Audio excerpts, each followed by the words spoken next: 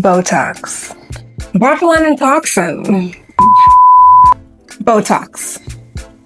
You've seen the commercials. You've heard of the parties. You know what it does. But do black and brown folks really need it? Let's talk about it.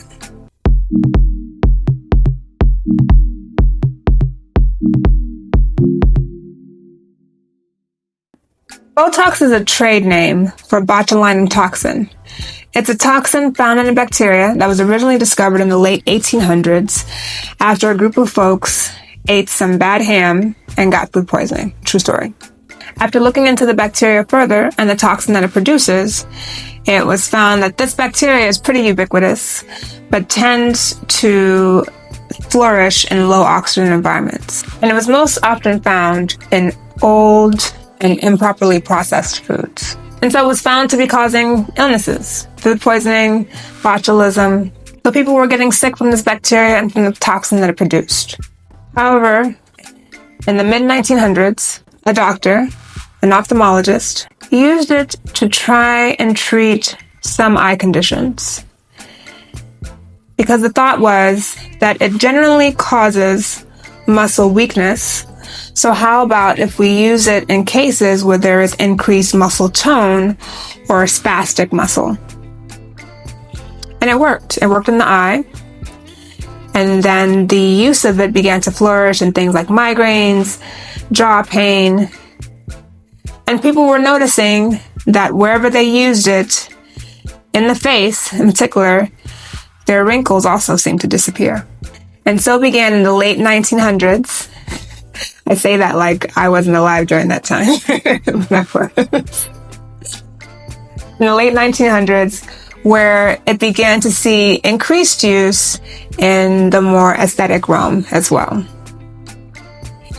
Fast forward to today, it is one of the most popular drugs that we have in aesthetic medicine, but also generally in the world, and it has many, many clinical uses. These uses include treating wrinkles on the face, diminishing neck bands, improving the skin dimpling of the chin when present, lifting the corners of the mouth, treating overactive bladder, use in migraines.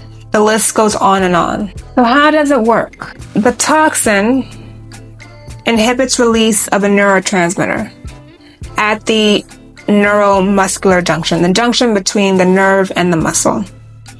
By inhibiting the release of the transmitter, it basically paralyzes that muscle at that location. Now, why is that important in the face?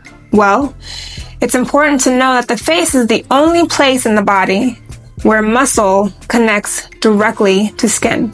Typically, a muscle connects to bone to coordinate movement. But in the face, and it's the only place, again, where the muscle connects bone to soft tissue, to skin. And so when in the body we have contraction of muscle, we move our bodies like this. However, or maybe not, maybe don't do that. Or do, who cares? But in the face, when we contract our muscles, we get facial expressions. We get smiles.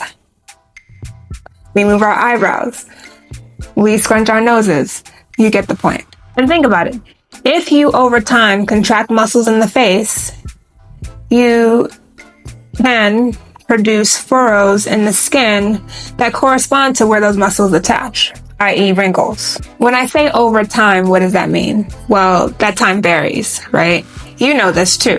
The sayings, black don't crack and Asian don't raisin, exist for a reason. We find that darker people tend to have a slower rate of facial aging and skin aging. And so while in some, we can see fine wrinkles and dynamic wrinkles as early as the late 20s, in others, we may not see it until the late 40s, 50s, even 60s. So that time varies.